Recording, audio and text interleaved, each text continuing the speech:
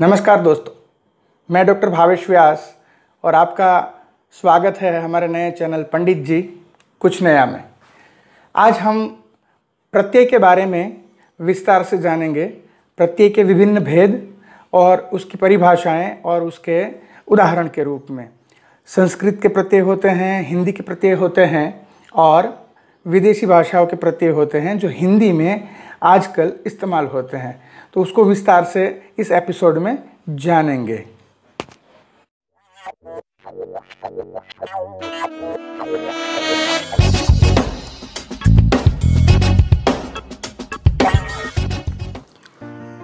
प्रत्यय के इस दूसरे चरण में हम देखते हैं कि हिंदी प्रत्यय। पहले में हमने देखा संस्कृत के प्रत्यय कृदंत और तदित। अब हिंदी के प्रत्यय और संस्कृत के प्रत्यय में मूल बात ये है कि संस्कृत के प्रत्यय जो है वो धातुओं में लगते हैं और हिंदी के जो प्रत्यय है वो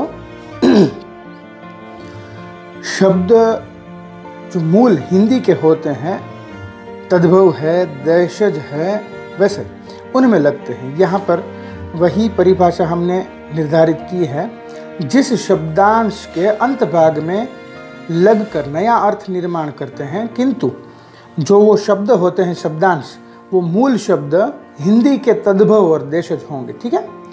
और इस प्रकार से कुल मिला के हिंदी में जो प्रत्यय हैं उसकी संख्या 8 हो जाती है।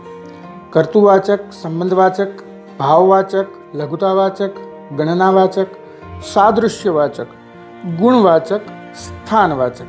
तो अब हम प्रत्येक प्रकार को उदाहरण के साथ देखेंगे और इस प्रकार में कौन कौन से प्रत्यय आते हैं वो मूल रूप से देखेंगे। उसमें सबसे पहले यहाँ पर देखते हैं कि कर्तुवाचक एक प्रकार है। कर्तुवाचक का अर्थ होता है कि जिस प्रत्यय से लगाने पर किसी कार्य करने का बोध हो। जैसे कि उसके प्रत्यय है आर, जैसे कि सोनार, तो कर्तुवाचक बन गया। ओरा, उनसे शब्द बनेंगे चटोरा, नदोरा। ईया प्रत्यय पर दुखिया, रसिया, ऐसे ही ईयल, उनसे शब्द बनते हैं मरियल, सड़ियल आदि।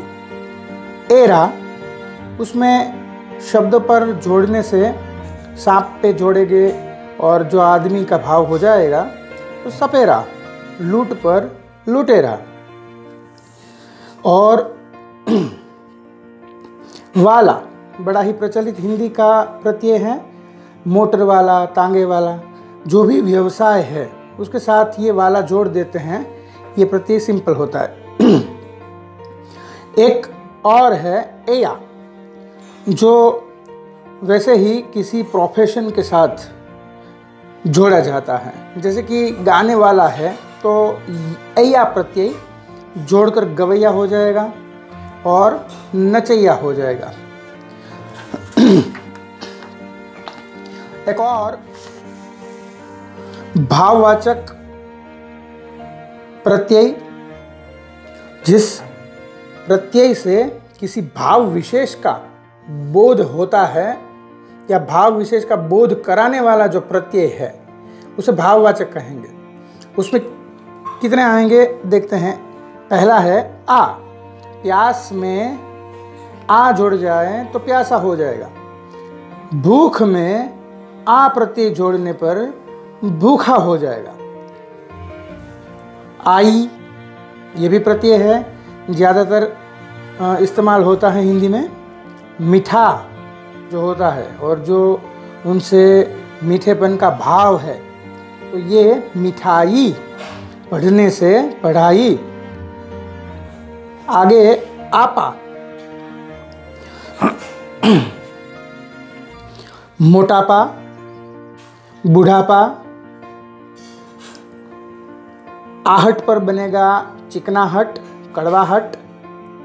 ई पर गर्मी, गर्म मूल शब्द होता है, उस पर ई प्रत्यय जोड़ा जाता है, दीर्घ ई। गर्मी, गरीबी, पन, लड़कपन, बचपन आदि ये सारे भाववाचक प्रत्यय कहे जाएंगे। उसके संबंधवाचक प्रत्यय, नाम से ही अर्थ पता चल जाता है, संबंध का भाव व्यक्त करने वाला, कि जो शब्द हमारे सामने है वो किसी और चीज से जुड़ा हुआ है। जैसे कि आड़ी प्रत्यय है, और खेल में अगर आड़ी जोड़ देते हैं अंत में तो खिलाड़ी हो जाएगा। तो खिलाड़ी मतलब खेल से संबंध रखने वाला खिलाड़ी। उसी प्रकार अनाड़ी, यहाँ पर देखते हैं एरा, चचेरा, लखेरा आदि। एक और है आरी, लुहारी, सुनारी, लुहार से जुड़ा हुआ, सुनार से जुड़ा हुआ। लघुतावाचक, किसी शब्द को बोलने से उसकी न्यूनता या लघुता का बोध हो तो उसको लघुतावाचक प्रत्यय कहा जाता है। यहाँ पर देखते हैं हम ई प्रत्यय लगने पर टोकरी। अब ये कैसा है, लघुता का बोध होगा तो बड़ा होगा तो टोकरा होगा, ये छोटी है तो टोकरी। उसी प्रकार से कटोरा, इसमें ये बड़ा हो जाता है, लेकिन यहाँ पर लघुता का भाव लाने के लिए ई प्रत्यय जोड़ देते हैं तो कटोरा बड़ा, ये लघुता का भाव कटोरी। एक है इया, खटिया, और डिबिया, बड़ा हो तो डिब्बा, तो छोटी है तो डिबिया, ये तो लघुता का भाव आ गया। तीन और इसमें प्रत्यय हैं, डा, ओला और डी, लेकिन ये हिंदी में बहुत प्रचलन में नहीं है, कम इस्तेमाल में आते हैं। जैसे डा पर देखे, मुख का मुखड़ा, दुख का दुखड़ा हो जाएगा, चाम का चमड़ा हो जाता है। यहाँ ओला प्रत्यय है, मैं सिर्फ बोल देता हूँ, लिखने की ज़रूरत नहीं है क्योंकि ये ज़्यादा इस्तेमाल में नहीं आता है, लेकिन आपकी जानकारी हेतु बता देता हूँ। खटोला, मंझोला ऐसे जो होते हैं, और अंत में है डी, टुकड़ी, पगड़ी, बछड़ी, ये डी है, लेकिन ये कम इस्तेमाल में आते हैं। उसके बाद आगे गणनावाचक। गणनावाचक गणन प्रक्रिया से जुड़ा हुआ है, सीधे ही पता चल जाता है, संख्या या क्रम का बोधक कराने वाला। उसमें पहला है था, चौथा, रा, दूसरा, तीसरा, वा, सातवां, आठवां, हरा, इखरा, दुहरा। इस प्रकार से मूल शब्द में ये इतने प्रकार के शब्द जोड़े जाएं। ये हमारे सामने चौथा शब्द है 4 का, तो ये था जो है वो प्रत्यय होगा, गणनावाचक प्रत्यय कहेंगे इसे, ठीक है। और एक है सादृश्य वाचक, समानता का बोध कराने वाला, सादृश्य। जैसे कि सा, मुझसा, चांद सा। सा माने जैसा, मेरे जैसा, मुझसा, चांद सा, चांद जैसा, ऐसे। आगे गुणवाचक, किसी भी गुण का बोध कराने वाले जो शब्द होते हैं, मूल शब्द के अंत में लगकर बनते हैं, तो उसे गुणवाचक प्रत्यय कहते हैं। आ, मीठा, ठंडा, आ प्रत्यय जुड़े। इल, ईला, यहां पर छूट गया है, ईला। तो रंगीला, रसीला, उनके 2 उदाहरण हैं। एला प्रत्यय है, मटमैला, एला, विष, उस पर एला जोड़ेगा तो विषैला हो जाता है। उसमें भी 2 प्रत्यय हैं जो इस्तेमाल में कम आते हैं, लेकिन हमने यहाँ पर लगाया हुआ है, उसके उदाहरण सिर्फ नाम दिए हुए हैं।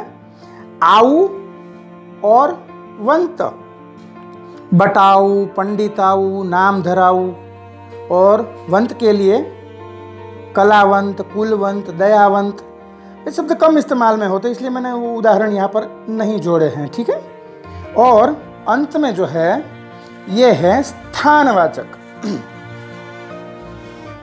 स्थानवाचक स्थान का बोध कराने वाला होता है।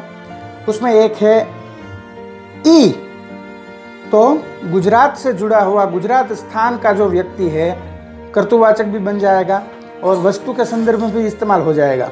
ई, गुजरात से जुड़ा हुआ गुजराती, मराठी। और एक शब्द है इया, अमृतसरिया और जयपुरिया या इया आएगा। तो यहाँ पर आगे क्रमशः हम विदेशी प्रतीक की बात करेंगे, लेकिन वो आगे के एपिसोड में। अभी के लिए इतना ही। और एक बात जाते जाते आपको बता दें कि ये वीडियो आपको अच्छा लगा हो तो लाइक करना, कमेंट करना और शेयर करना मत भूलिएगा। और आपको प्रत्यय से संबंधित कोई भी प्रश्न है तो नीचे कमेंट बॉक्स में अवश्य लिखें, मैं उसका आपको उत्तर अवश्य दूंगा। धन्यवाद।